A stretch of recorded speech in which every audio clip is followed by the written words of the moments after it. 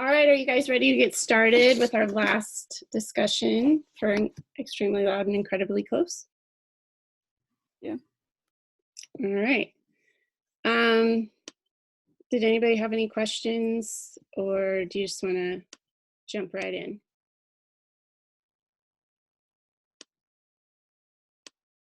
Okay, we're just going to go then.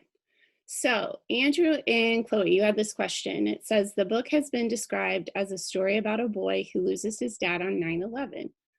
But is it really about 9/11?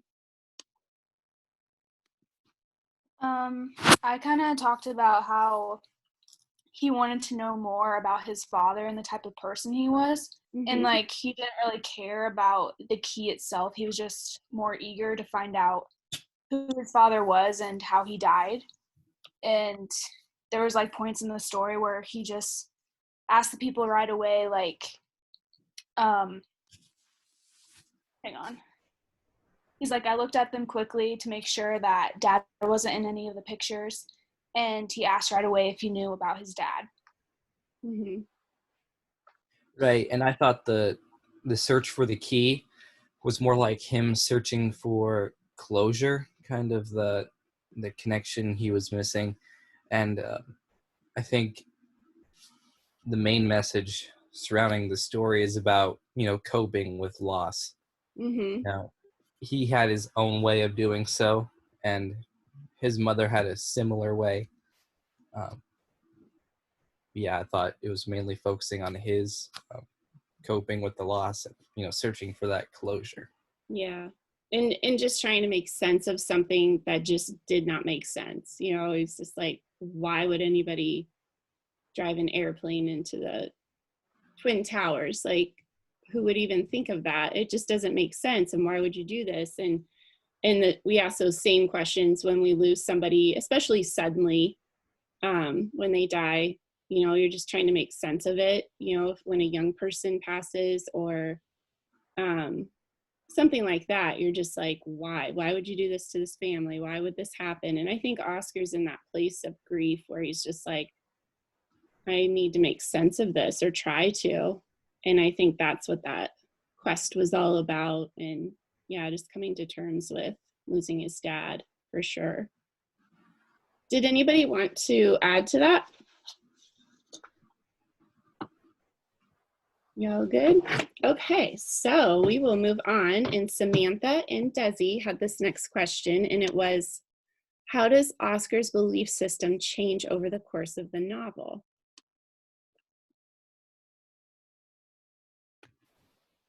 I honestly didn't know exactly what you meant by belief system.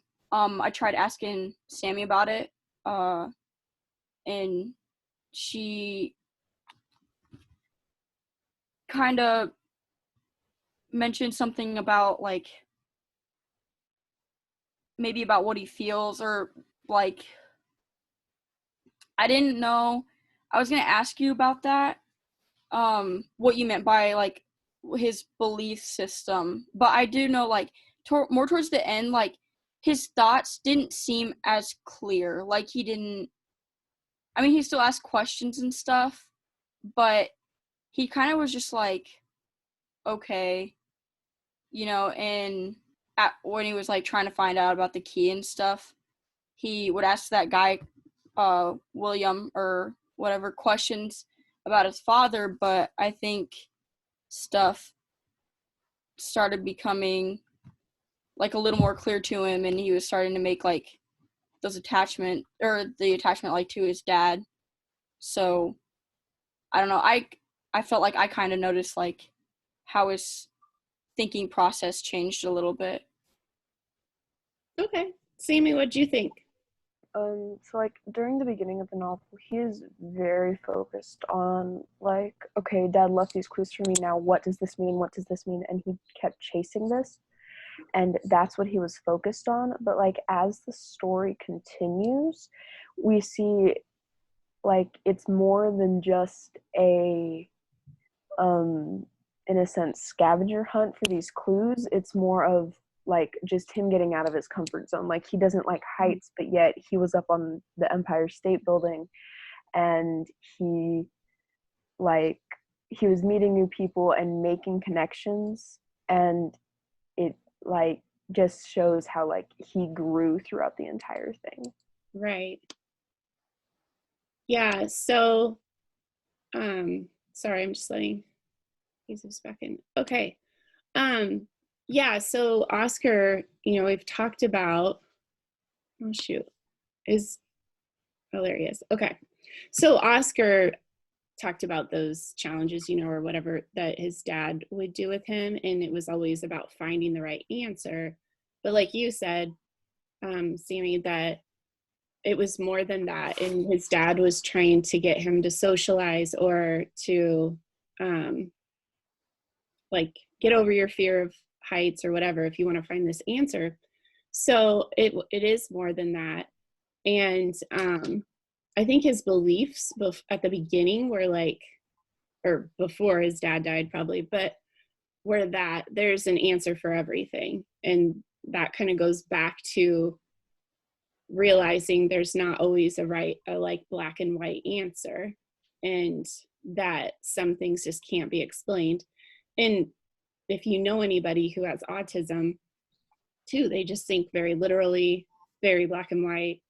And so like understanding that sometimes it's like a what do you think question, those are really hard, because they're like, well, what's the right answer? And it's like, well, no, this is like, how do you feel, or what's your opinion of this? And sometimes that can be difficult. So I think in some ways he changed in his beliefs and like the way his outlook on things, like the way he looks at things. And not that it'll take all of that away, but he just has a new perspective and some new beliefs, and like, oh, if I really want to, I can go on an elevator or whatnot. So did anybody want to add to that? All right. So this is just for Michael, McKenna Fowler. Okay, so McKenna Fowler and Michael, what is significant about the image of the falling man? What did you make of the novel's closing sequence with the flip book images, and what do they mean? So like, how at the end, instead of falling down, he's going up, like when you do that really quickly. So what is that? What's that significance, and what does that mean? Why would he even? I thought it was like an ending to like Oscar's search, and an ending to what he wanted to know. Like it was like closure for him, like for what his dad's story was. At the end, it seems like Oscar was everything like backwards. Like at the end, like his dad was in reverse, like how the person was falling upward. So he basically. Michael, are you driving? Are you going to take us on an adventure? Yeah, sorry. Is it loud? Kind of. It's okay. You can go ahead and answer, and then if McKenna wants to add anything more, then she could. Okay. I thought the ending, like the flip book, was kind of like his resolution in a bit. Mm-hmm. Like once he kind of like got to the end of his journey, kind of like, I wouldn't really say made peace with things, but it was just kind of his like realization maybe, mm-hmm. and it like brought him to a better place in his mind. Okay, good. And McKenna, did you want to add anything else? I didn't really hear the last part of it. It was like at the end how he said he wished his dad like went in reverse. Like at the end he wishes his dad would like walk backwards, walk back to his house. So like the way the person was falling was like kind of like that. Yeah. Yeah, and I think like we were saying in the last two answers that this is really about him finding peace with the fact that his dad died. And I think that falling down, that he was so focused on that, like he'd look at those pictures and like see the person falling down. He was just so focused on the falling down and like just those like, why did this happen? And I think like you guys were saying, like the falling back up, it is kind of like, okay, I can make peace with this. No, it doesn't make sense, but I'm going to focus more on who my dad was and what a great man he was, and focus on the good memories, and maybe it's showing he's not going to obsess over the fact that his dad died in that way.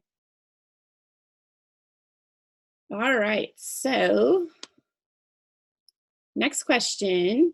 Michaela, you have this one on your own because McKenna Wilkie had to be in another meeting. So number 4 says, explore why Oscar is so resentful of his mother at the beginning of the novel. How did that change at the end of the novel? Do you think their relationship will change after the night he dug up his father's grave? I feel like Oscar kind of like feels like his mom doesn't understand him kind of as good as his father did. Mm-hmm. And he kind of like pushes her away because of that, because he's like, you don't understand like how I felt about dad and like our connection. But by the end of the novel, he kind of understands that like she's helping him with his hunt to become closer to his father. So then he kind of realizes like, oh, we're like connected in that way. Like we both like really cared for my dad, and like maybe I need to give her a chance and like get to understand her more, like, and have a connection with her like he did with his dad. And I think their relationship will change because he realized that he needs his mom just as much as he needed his dad. So. Yeah, I totally agree. And I feel like once he realized, oh, she was helping me all along, she does get me, like, I think that did really change their relationship, and it'll be better moving forward. One of the things that drives me crazy, like with this book, is the not talking. So like that her, like if she would have told Oscar more about like her grief, I think then he would have understood. Like I think he felt like, oh, she's just moving on, when really she was probably just trying to stay strong. And even like the grandparents, it's like, I mean, I know that grandpa couldn't speak, but it was just like, why don't you just talk about this? Like, And then they kind of opened up to each other at the end when they were crying on the couch and talking to each other. And then he kind of finally understood. Mm-hmm. Yeah. And I think about that like in my own life, or like even giving Julia advice or whoever, like just talk to the person. You can assume all these things or think they're thinking this, and then you just like worry or wonder. And if you just talk to people, like, or even my husband, sometimes I'm like, why do you do that? And then he has like a perfectly good explanation, and I'm like getting all crabby because I'm in my head, just, we all do that. But the not speaking in this story, sometimes I just want to be like, just talk to each other. Did you guys ever feel that way? Yeah. Okay, so it's not just about the words they say, but what they don't say. All right, so number 5, what is the significance of Stephen Hawking's reply to Oscar with a personal message? What does this reinforce? Oh, okay. So I put the significance of Stephen Hawking's personal message was that it was the closest form of "I love you" that was the father was unfortunately able not to say. It isn't that he wants Stephen Hawking to replace his dad. It's just that he is the closest thing that will remind him of his father, since like he had absolutely nothing to do with him. He just simply needs his hero to be there once to be there once for his hero to be there to know that Oscar and that his father and Stephen know that they appreciate him. Mm-hmm. Good. Okay, Mackenzie, what do you think?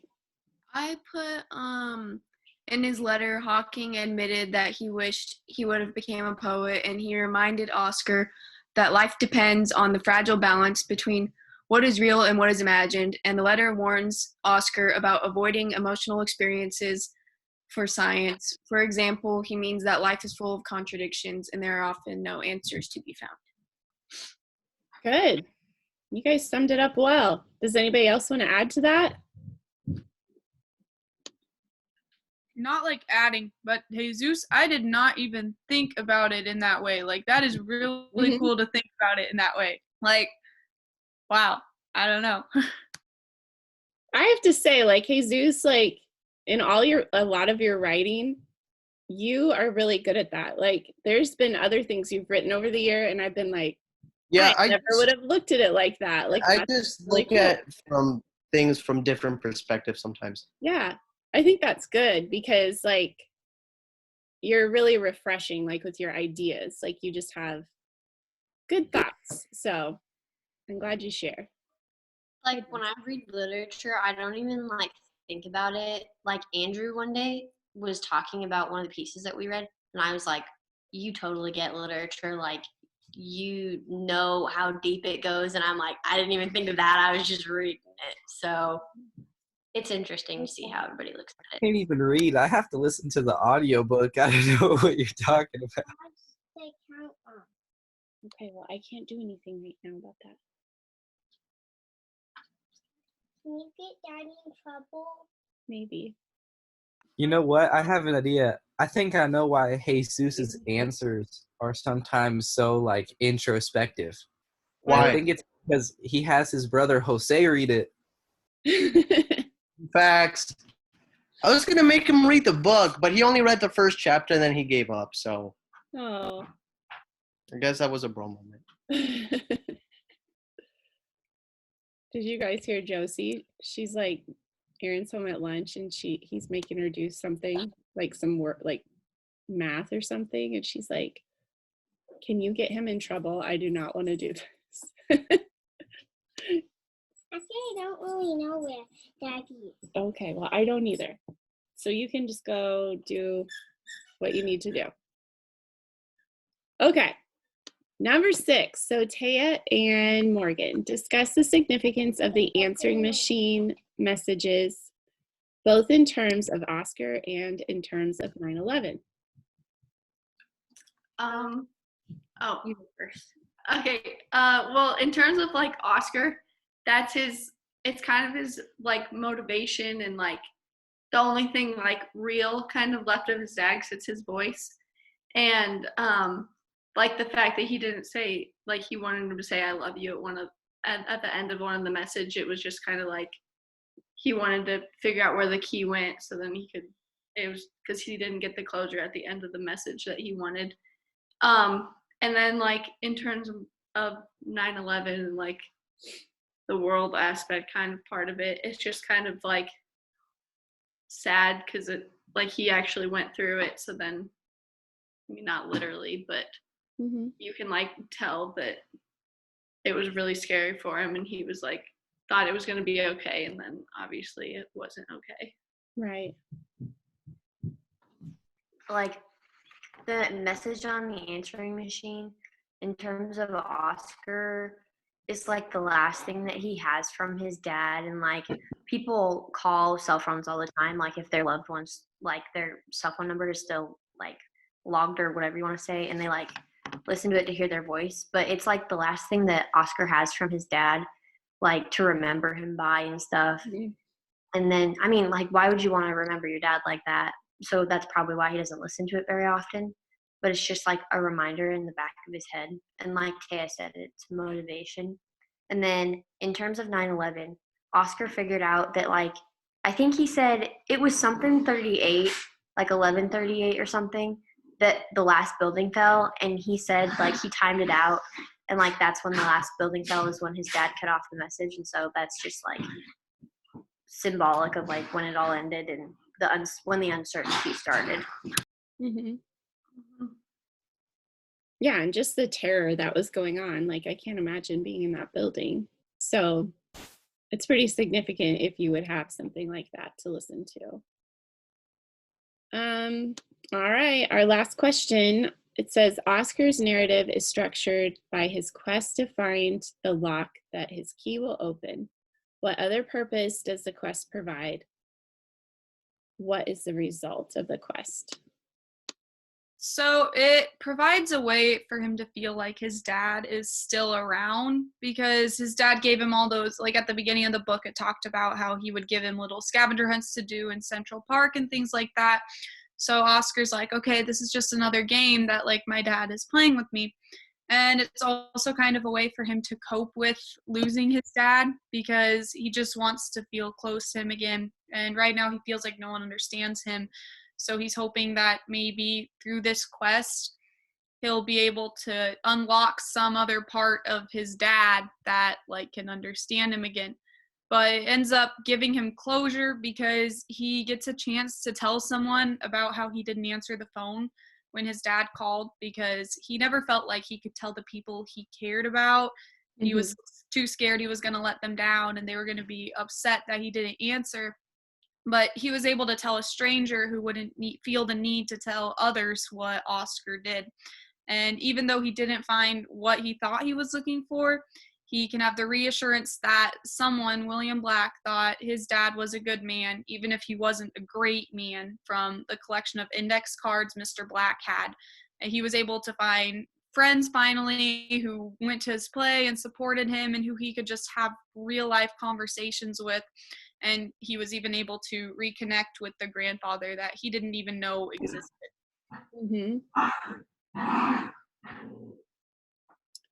Good. Well, does anybody else have anything to contribute?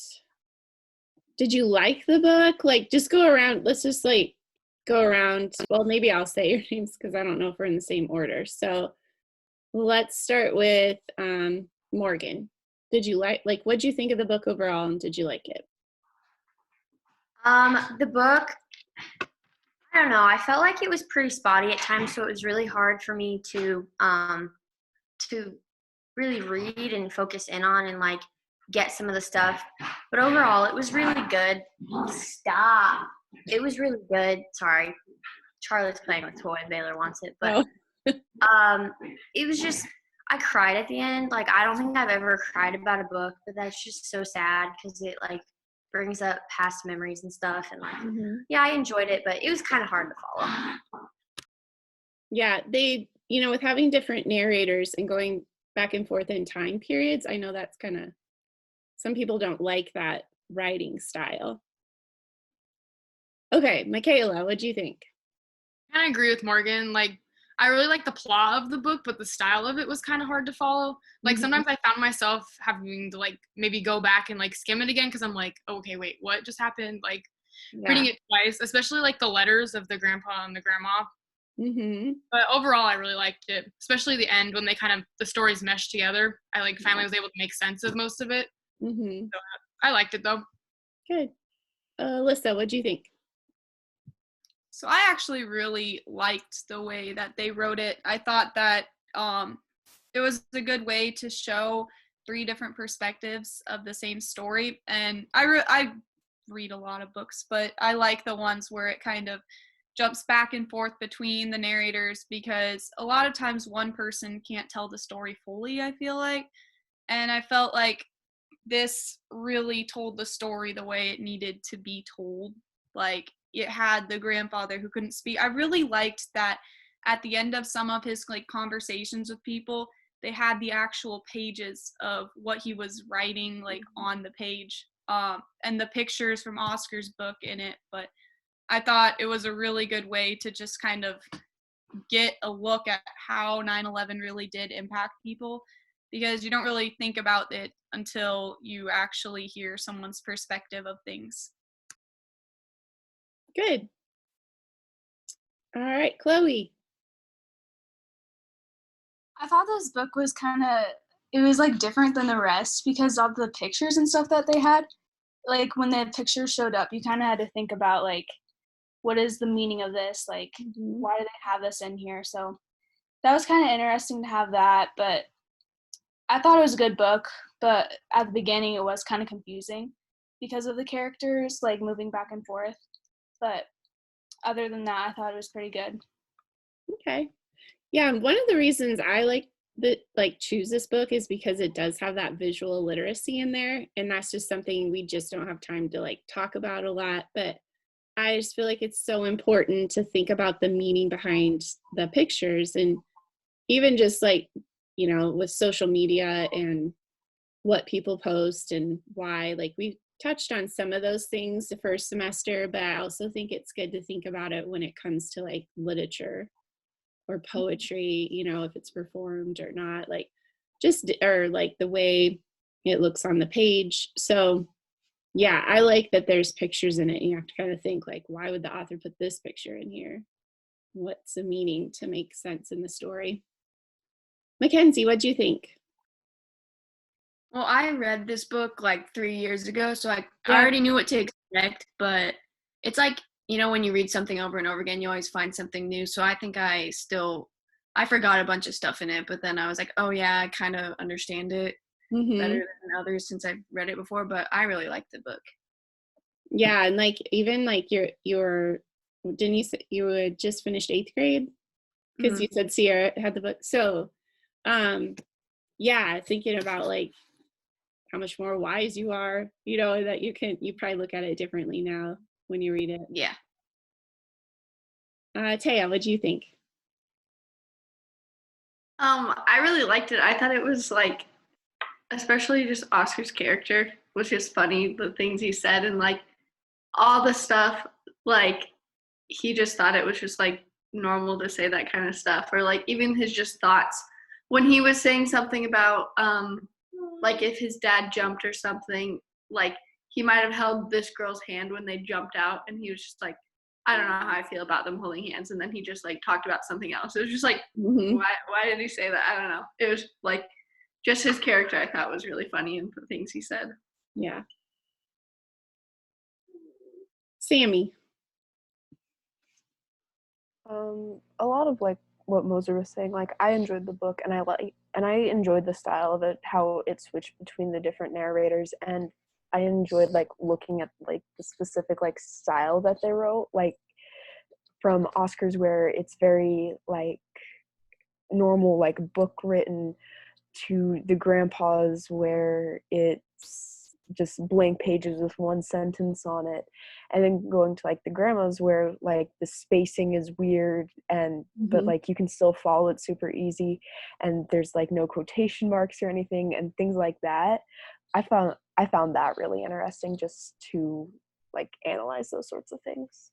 Yeah. Good. Desi, what about you? I thought like for me personally, it's really hard to like read stuff like this because like I don't always understand what's going on, and especially when they switch narrators all the time, I was a little confused or a lot confused in various parts of the book. But I do like what like Alyssa said, like it being told from different perspectives gets like the story told in different ways, but the way it needs to be told. Because like sometimes when it's told from one person's perspective, like it doesn't always get touched in the right like spots. Yeah. And this way, like everybody told their perspective and what like they thought about it, how they felt about it, and whatever. But I also like Oscar's character because I laughed like at some stuff he said too, and I was just like, what the heck. But I did enjoy the book, and I like the way it ended, how his mom and him like got attached at the end, because he was always like, why isn't she asking more questions? Why isn't she doing this? Why doesn't she care? But she cared all along. She just knew like she trusted him and she knew what he was doing. So yeah, I really liked it. Good. McKenna. I agree with Desi. Like, I sometimes got confused because like the narrators it was like kind of hard for me to pick up on that, but after I was reading, it made more sense as I went on. But I'd get confused here and there. So, but I also agreed like with Taya, like Oscar's personality was like really funny to read about, and that's what I liked about it. But it wasn't too bad. I'd rate it like a 7 out of 10. Good. Andrew. I guess I was a little different because I listened to about 90% of the book instead of reading, which the narrator would say when certain photos would pop up and I look over at my phone. But I guess listening in the very beginning was pretty funny because you hear a somewhat professional person reading and they say like an elevator that goes up or down, or I can't remember the funny stuff he says in the beginning, like a fart that says excuse me. It was just weird to hear over audio. And then I normally like when movies and TV shows will kind of switch the main character and have like side stories going along. And obviously the same thing happened in the book. Well, the first time it switched from Oscar to Grandma, I was super confused because I thought I had played the wrong book, because all of a sudden Oscar was a female in Dresden and was bombed. So Right. it was a bit of a plot twist there, but I figured it out. I thought it was a pretty good book. So 8 out of 10. I often think it's hard to write about things that you didn't experience yourself firsthand. Maybe she did, maybe the author had some sort of connection to it, but I think the portrayal was really good. Good. Yeah, and I remember I gave you guys your books, and then I totally forgot to, because usually I like read some of it to you guys, and then I explain like there's different authors, and then I totally forgot that. So you guys were probably like, what the heck's going on? Like the first time I read it, I was like confused too. And I've listened to it too. I have the audio, but I haven't for a couple years, and I couldn't remember if the voices, like they had different voice performers for the different characters, but they must not. Right. They didn't in mine, but Yep. I figured it out. My book had whoever the narrator was in each chapter, it had it above each chapter. So like, Yeah. it didn't like confuse me at all because it was just all right there. And there was a whole bunch of notes in my book that I was like, oh, whoever did this, like, thanks. It makes a lot of sense now. I had that same thing at the beginning. There were a bunch of things written down, and it said like switching narrators and stuff. And then like kind of in the middle, all of a sudden it went from like writing a bunch to none. So I was like, okay, someone must have just given up on the notes. Yeah, in the past, like sometimes I'll be like, if you guys want to write in it, that's fine. Because even if I give it to another student, it's kind of fascinating to see like other people's thoughts and things. But like people really resist that. But they're just not used to writing in their books, I don't think.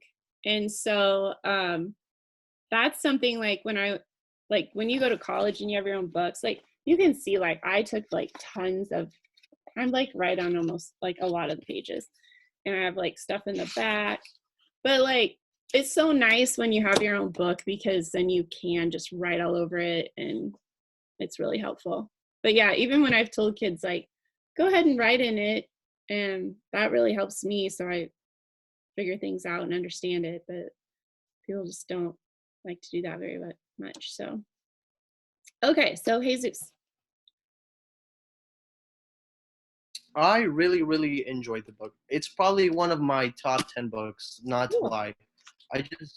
Everything about this book isn't perfect, but I would say it's about. Okay, the beginning part was a little bit iffy. I was wondering why they switched, but once I got the hang of it, and then once I kept reading, and then all the connections just started popping in and out, and you made all of them, it felt great. It felt satisfying. I like the pictures, I'm not a very good reader. I don't like to read very often, but pictures help a ton. And I also love Oscar's character. Oscar's character is just way up there from the rest. Cool. That's pretty much what I think. Good. And Michael, what'd you think of the book? Wonder if he can hear us. He might be too busy driving. I sent it over the chat. That's pretty loud, so it's all in text.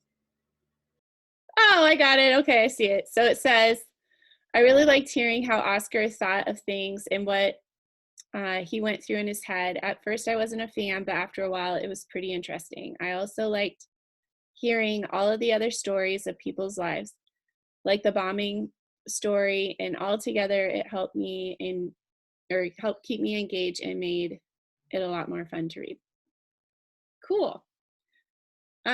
So like I read this every year that I've done this, and this year was a little more like you always like get a different take on things. And what's interesting though is that our youngest was just diagnosed as being on the spectrum for autism, and she's like the fanciful ideas and inventions and things, like she totally does that. And some of the social things, just like she's okay like one-on-one, but if you like put her in a big group, and it's like high anxiety and whatnot. So for me, it was really interesting. Like I've been reading this for years, and I really like the character of Oscar. I think he's fascinating. And so then like now having that, like having her diagnosed, like it just was like kind of cool to read about a character who's like her, who just like looks at things very differently, who's super literal, and but also kind of funny and whatnot. So for me, it was like reading it from a whole new perspective as a mom. So anyway, so that's what I took from it this year when I read it. All right, so we have that wrapped up. We are, not this week, but the next, we'll do a comparison of the movie to the book. So not this week, but the next one, then you guys can watch the movie. But this week, we are just going to look at some of the elements of drama before we move on. And, you know, because technically somebody took his book and they had to, like some kind of screenwriter had to write it so that it had stage directions or the set and like what that would look like, and you know how it says in a play or one actor musical, like the feelings of the character in parentheses, so you know like how you're supposed to act when you say the dialogue and stuff. So so before we watch the movie, we're gonna just think a little bit about drama, which will look very different this year from what I normally do. But did you guys have a chance to look at the document that I sent you about what we're doing this week? Like, give me a thumbs up if you were able, if you've read that. Okay. So, you know, you just get to watch some kind of play or musical, and I gave you guys some ideas for places you could watch that for free. But you get to pick whatever you want, and I just want you to think about how a playwright or or like even a screenwriter would have to put it in a whole different form than like the way like a novel would look. But it still has all of those same elements of fiction, like the setting and the plot and characterizations and theme, all those things, but the format when they actually write it out looks differently. And then also how it's delivered to us, how we consume it is different. You know, we're not reading it as a novel or even as a play this time. We just get to watch it and be entertained. So just kind of be thinking in the back of your head about some of those elements of drama and how whoever wrote this play went about thinking about that. So next week we'll just share which play or musical or one act or whatever that you watched, and then I'll just have a couple of questions for you, and you can even rate it and let us know what you thought, if it's worth us seeing. So that's all we're going to do for this next week. So just find something to watch it, and then we'll talk about it. But you can choose whatever you want. Just try and watch something that you've never seen before. So, or if you really love like The Sound of Music or something and you've seen the movie, like watching it as a play, you could watch that. I don't mind if you do that. Just don't watch like the same play you've already seen. So do you guys have any questions about that? Y'all good? How is this week 4 for us? Yeah. Yeah, that's crazy that we've been out of school. Yeah, out on the 16th. No, that's right. Yeah, so this is the 15th. Wild. So are you all like still distancing and hanging out at home, or this week's kind of stunk because we can't go outside that much because it's cold? But how are you all doing with it? I've made it through like 2 Netflix series. Which ones? Were they good? I watched all of Lucifer. That is a banger show. If you've ever watched Castle, it's it's pretty cool. Yeah, I like Castle. And then I'm on season 2 of All American. And I've watched like 20 movies. since we got out. Yeah.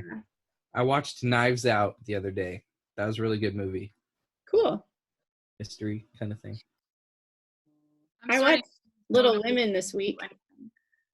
Wait, which Little Women? The new Little Women is out. So good. Oh yeah, my I was God. super excited. I got to watch that. And then I started reading the Harry Potter series to the kids. So we finished the first book, and then last night we watched the first movie. So I'm hoping by the end of summer we'll get through everything, but we'll see. What were you going to say, Alyssa? Last night watching Napoleon Dynamite on FaceTime with one of my friends. That's So awesome. that's about how the whole quarantine has gone. I'm just starting to lose motivation to do anything. Like I have stuff to do. I just have no motivation to do it. Yeah, I'm feeling like I just want it to get nice out so that you feel like you can, I don't know, it just puts your spirits in a better place and lifts your mood up a little, gives you motivation. I get distracted way too easily.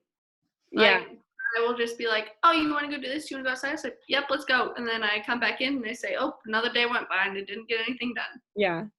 I feel like the days are going quickly.